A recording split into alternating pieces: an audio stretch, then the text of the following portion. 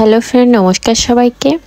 আজকে যেহেতু একাদশী ছিল, আমি ঘুম থেকে উঠে সব কাজ বাজ ছেড়ে আগে পুজোর কাজ সেরে নিয়েছিলাম। এখানে আগে আমি তুলসী মহারানীকে জল দান করেছিলাম, তারপরে পুজো করেছিলাম। কারণ একাদশীর দিন না, আমি প্রতিদিনই তুলসী মহারানীকে জল দান করি, তারপরে পুজো করি। এটা আমার রেগুলার কাজ, কিন্তু একাদশীর দিন একটু সকাল সকাল করতে হয়, যেহেতু রান্নাবান্না থাকে। এই জন্য একাদশীর আলাদা রান্নাবান্না যেগুলো থাকে সেগুলো, আর সংসারে সবাই তো আর একাদশী থাকে না, তাদের জন্য আলাদা রান্নাবান্না করে তারপরে নিজের জন্য রান্না করতে হয়।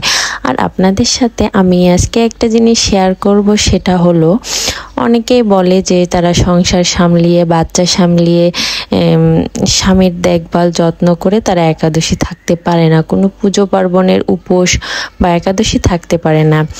যেটা সম্পূর্ণ তাদের পার্সোনাল ব্যাপার। আমি কেউ যদি না থাকতে চায় বা তাকে জোর করে থাকানো যায় না।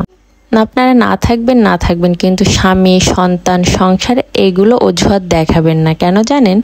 আপনি একবার চোখ বন্ধ করে ভেবে দেখেন, আপনি মারা গেলে আপনার সাথে কিন্তু আপনার স্বামী, আপনার সন্তান কেউ যাবে না। এই যে শখের স্বামী, এত ভালোবাসেন স্বামীকে, আপনার সন্তানকে ভালোবাসেন, এরা কিন্তু আপনার কর্মফল হয়ে কেউ আপনার সাথে যাবে না। যাবে শুধুমাত্র আপনি এই মর্তলোকে এসে কী কর্মফল করেছেন, তাই না? কথাগুলো শুনতে অনেক খারাপ লাগলো, এটাই বাস্তবতা।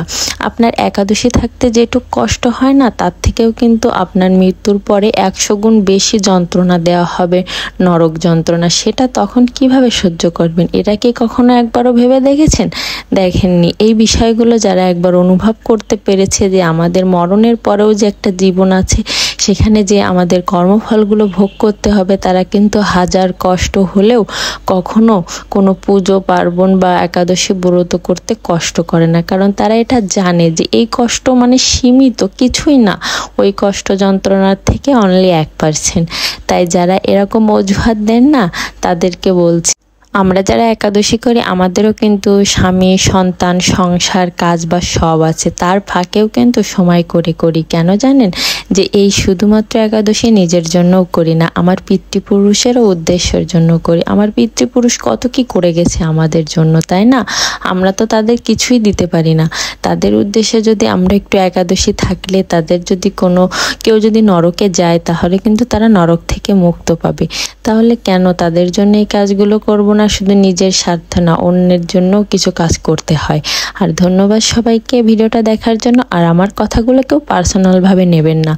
আমার যেটা মনে হয়েছে, আমি বাস্তব জীবনের অভিজ্ঞতা থেকে কথাগুলো বলেছি। এখন আমার কথাগুলোতে যদি আপনারা কেউ দুঃখ পান বা কারো ব্যক্তিগত গায়ে লাগে, তার জন্য আমি সরি। আমি কথাগুলো কারো উদ্দেশ্যেও বলি নাই বা কারো মিন করেও বলি না। আমি যেটা দেখেছি শুধুমাত্র সেটা বলেছি। আর যেসব দিদিরা একাদশী করে তাদেরকে আমার তরফ থেকে কোটি কোটি প্রণাম এবং অনেক অনেক শুভেচ্ছা।